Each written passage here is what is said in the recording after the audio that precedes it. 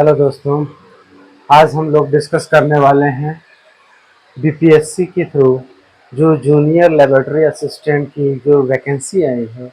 और ये बहुत ही अच्छी वैकेंसी मानी जाती है। जो भी साइंस की स्ट्रीम के जो भी बच्चे होते हैं, उन्हीं की इच्छा होती है कि वो जो है लैब असिस्टेंट की जो जॉब पाएँ। तो ऐसे में यूपीएससी के थ्रू जो जूनियर लेबोरेटरी असिस्टेंट की भर्ती आई है, इसको हम लोग देखेंगे कि किस तरह से इसका पैटर्न है, किस तरह से एग्ज़ाम में दिए जाते हैं। ये सारी चीज़ें यहाँ पे दी जाएंगी। ठीक है, ये वन बाय वन हम ये सारी चीज़ें वाइट बोर्ड पे लिख चुके हैं। इसको हम समझाने की कोशिश करेंगे और जानने की कोशिश करेंगे आने वाले समयों में हम किस तरह से, किस रूटीन से तैयारी करें कि बहुत ही अच्छी तैयारी हो पाए। ठीक है, तो ये तो अभी आज हमारा ये पहला क्लास है जिसमें हम डिस्कस करेंगे कि किस पैटर्न के हिसाब से ये सारी की सारी चीज़ें हो रही हैं, किस हिसाब से हम लोग तैयारी करें कि अच्छे मार्क्स इसमें ला पाएँ। ठीक है, तो चलिए शुरू करते हैं। हम सभी जानते हैं कि ये जूनियर असिस्टेंट, ठीक है, ये लैब असिस्टेंट की जो एग्ज़ाम है, ठीक है, इसका जो डेट है, जो एक मानक डेट तय किया गया है आयोग के द्वारा, वो है 26 जुलाई और 27 जुलाई। यानी कि ये दो डेट हैं, इन दोनों डेट में पड़ेगा आप लोग का एग्ज़ाम। और इसमें ये चीज़ हम आपको बता दें कि ये जो दो डेट हैं, ये बहुत ही नज़दीक आ चुका है। यानी कि हम लोग के पास समय बहुत कम है। ठीक है, तो उस हिसाब से इस चीज़ को तैयारी करके हम लोग डे बाय डे क्वेश्चन को सॉल्व करेंगे और देखेंगे। तो सबसे पहले इसका एक प्रोफार्मा जान लेते हैं कि एक्चुअल में हमारा सिलेक्शन प्रोसेस क्या होने वाला है। तो आपको बता दें, सिलेक्शन प्रोसेस जो है रिटन और इंटरव्यू दो फॉर्मों में होगा। ठीक है, और रिटन फॉर्म में जो भी होंगे वो दो पेपर होंगे, पेपर 1 और पेपर 2। ठीक है, तो पेपर वन में अधिकतम जो मार्क्स हैं वो 100 मार्क्स हैं और क्वेश्चनों की संख्या भी 100 ही रहेगी। क्योंकि इससे ये चीज हमें पता चलता है कि प्रत्येक क्वेश्चन जो है इक्वल, यानी कि एक मार्क्स का है।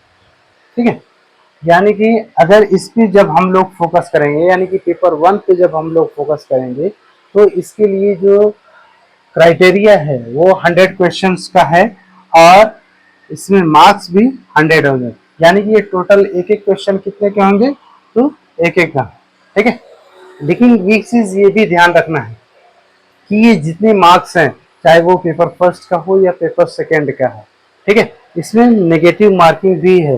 यानी कि आप गलत उत्तर करते हैं कि तो 1/3, ठीक है, 1/3 नेगेटिव मार्किंग भी अवेलेबल है। ठीक है, यानी कि आपके जो गेन किए हुए हैं, यानी कि जो भी आप सही किए हुए हैं, उसमें से आपको 0.33 मार्क्स जो है कट जाएंगे।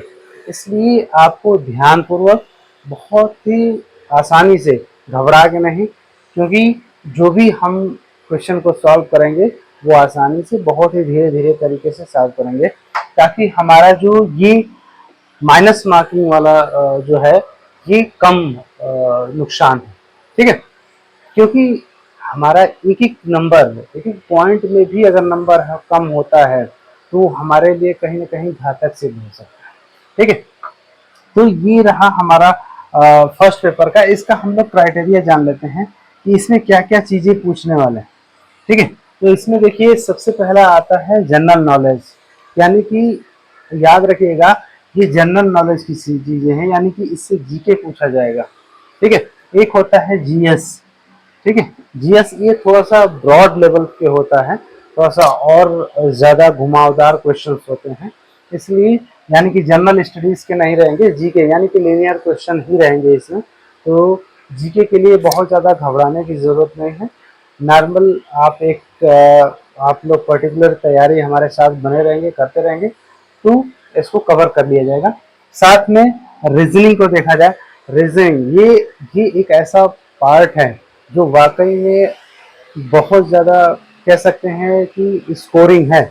अगर आप लोग अच्छे से तैयारी कर लिए रीजनिंग का तो बहुत ही अच्छा स्कोर कर पाएंगे और हमारी ये मेरिट में बहुत अच्छे काम आ सकते हैं। ठीक है, नेक्स्ट हम लोग बढ़ते हैं जनरल साइंस, यानी कि जो जनरल साइंस है यानी कि हमारा जो सामान्य विज्ञान है उससे भी ज़्यादा रिलेटेड ये क्वेश्चंस रहेंगे। ठीक है, तो इनमें ये जो फर्स्ट पार्ट है, फर्स्ट पार्ट में देखो, फर्स्ट पार्ट में एक्चुअल में जो है ये 50 मार्क्स के 50 क्वेश्चंस भी रहेंगे। ठीक है, तो इसमें मान के चलिए कि जो जनरल नॉलेज है और रीजनिंग है इसमें इसमें कम से कम 25 क्वेश्चंस आएंगे और अकेले जनरल साइंस के जो है ये 25 क्वेश्चंस रहेंगे।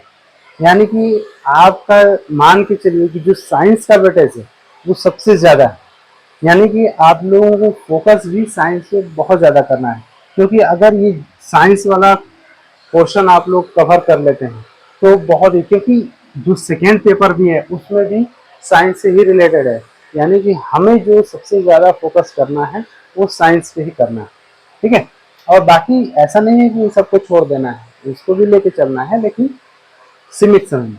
ठीक है, तो उसी तरह से आप देखिए अब जो सेकेंड पार्ट होगा, यानी कि फर्स्ट पेपर के भी पार्ट में बांटा गया है, उसके सेकेंड पार्ट में देखिए कंप्यूटर का नॉलेज और बेसिक लेबोरेटरी टेक्निक जो होती है, क्योंकि देखिए लैब असिस्टेंट के एग्जाम देने आप लोग जा रहे हो, आप एक लैब असिस्टेंट बनने जा रहे हो, लैब के सारे काम आपको देखना होता है, तो ऐसे में लैब से रिलेटेड जो भी तकनीक होती है उसको भी आप लोग को जानना होगा, यानी कि वो भी आप लोग को उसकी नॉलेज रखनी होगी। तो उससे ज़्यादा बहुत ज़्यादा डीप में नॉलेज नहीं पूछेगा, लेकिन हाँ थोड़ा बहुत उससे पूछेगा ही पूछेगा।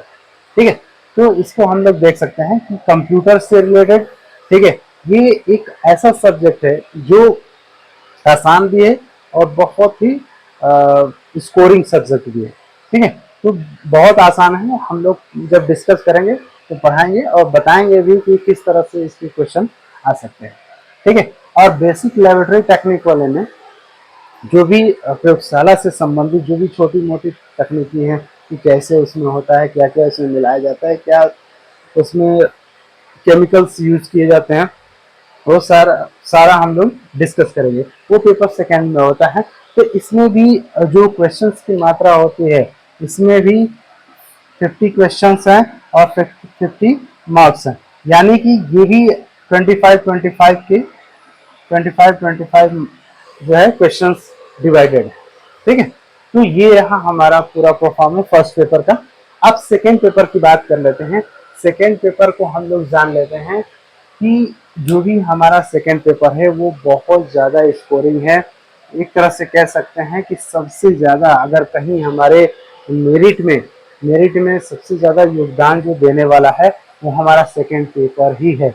ऐसा नहीं है सेकेंड पेपर को के चक्कर में आप लोग फर्स्ट पेपर को ही भूल जाइएगा, ऐसा नहीं है, सब कुछ साथ लेके चलना है। ठीक है, तो जो सेकेंड पेपर है हमारा, इसमें देखिए ये सबसे प्लस पॉइंट जिसमें ये है कि इसमें सिर्फ व सिर्फ 100 क्वेश्चंस रहेंगे, इसमें सिर्फ जो है 100 क्वेश्चंस रहेंगे और 300 मार्क्स के रहेंगे, यानी कि 300 नंबरों के रहेंगे। ऐसे में हमारा जो इसमें भी दो पार्ट में डिवाइडेड है। ठीक है, इसमें भी हम लोग दो पार्ट और में डिवाइड कर रहे हैं, और ये जो पहले पार्ट में होगा वो सिर्फ केमिस्ट्री से होगा, यानी कि रसायन विज्ञान से होगा।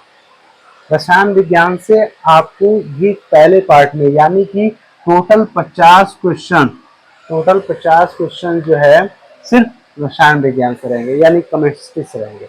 ठीक है, और सेकेंड पार्ट में जो 50 क्वेश्चन बचते हैं, ठीक है, वो फिजिक्स यानी कि भौतिक विज्ञान और बायोलॉजी यानी कि जीव विज्ञान में डिवाइडेड रहेंगे। ठीक है, तो यहाँ पे देखिए 25 क्वेश्चन ये, 25 क्वेश्चन ये।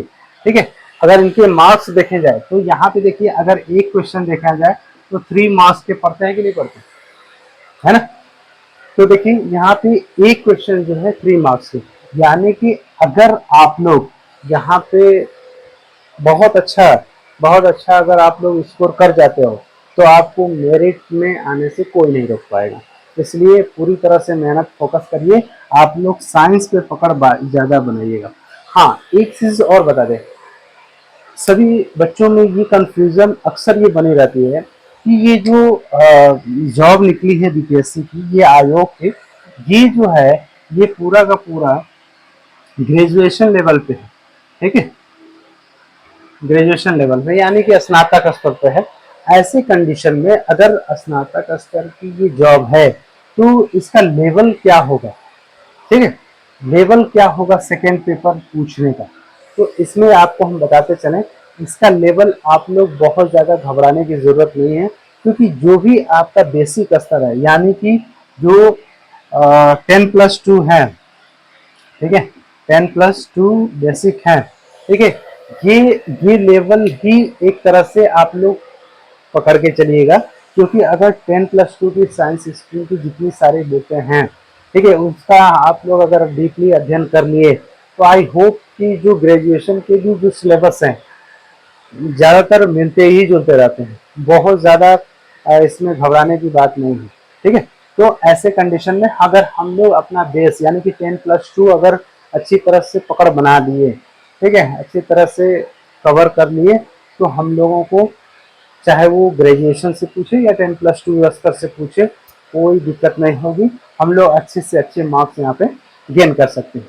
ठीक है, तो आप लोग देख सकते हैं, रिवाइज कर सकते हैं कि जो हमारे 400 नंबर के जो पेपर हैं, ठीक है, और उसमें इंटरव्यू जो है 50 नंबर का रहेंगे, उसमें क्वालिफाइंग में रहेगा। अगर आप लोग इंटरव्यू में मैक्सिमम 30-35 ऐसे भी अगर आप लोग गेन कर लेते हो तो बहुत अच्छा स्कोर माना जाता है इंटरव्यू में। वैसे हमें मेन फोकस जो है ये 400 पे करना है। ठीक है, और 400 में सबसे ज़्यादा अगर कोई वेटेज वाला सब्जेक्ट है जिसपे हमें सबसे ज़्यादा फोकस करना है तो वो है रीजनिंग। ठीक है, रीजनिंग का और ये कंप्यूटर नॉलेज, ये दो ऐसे टॉपिक हैं जो बहुत ही आसान भी हैं और बहुत ज़्यादा स्कोरिंग भी है। क्योंकि अगर ये साइंस वाला पोर्शन आप लोग अगर अच्छे से कंप्लीट कर लेते हो तो ये जो फर्स्ट पार्ट में, फर्स्ट पेपर के फर्स्ट पार्ट में जनरल साइंस के जो 25 क्वेश्चन हैं वो आसानी से आप लोग कर ले जाओगे, क्योंकि ज़्यादा से ज़्यादा इन्हीं से मिलता जुलता रहेगा और बहुत ही आसानी से आप लोग गेन कर पाओगे। ठीक है, तो दोस्तों आज का ये वीडियो कैसा लगा? अगर आप लोग को बहुत अच्छा लगता है तो प्लीज़ चैनल को सब्सक्राइब करिए, वीडियो को लाइक करिए। धन्यवाद।